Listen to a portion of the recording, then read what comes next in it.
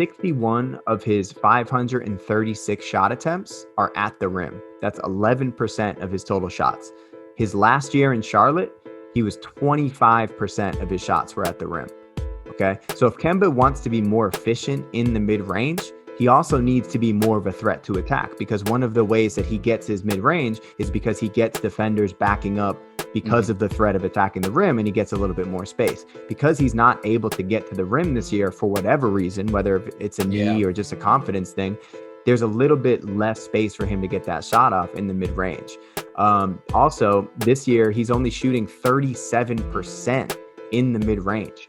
And his last year in Charlotte, he was 47%, which means that Kemba is relying on his three-point shot. And he's not a great three-point shooter. He's a career 35% three-point shooter. I think he's had a couple years near 40.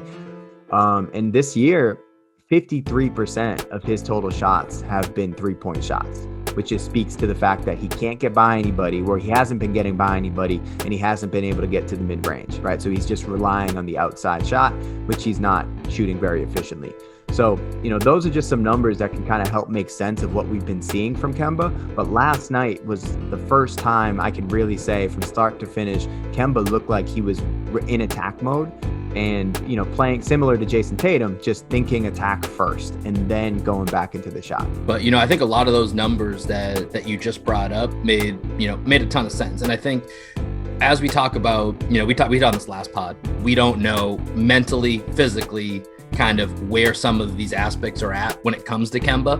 And I know after the bubble, he talked about trying to work through the arthritis that was in his knee. And a lot of it was from, he just didn't have that trust when he would bend in his knee to go up and explode for some of those shots. And so when you think about Kemba trying to get into the lane, get into that mid-range, he's doing that while sprinting off of a screen or sprinting downhill and then stopping on a dime, exploding up. And that's something you really have to have a ton of confidence in your knee to be able to do, to then focus on, where your shoulder's at, where's your release point, where's the defense, everything else that comes into it. And it all starts with that knee.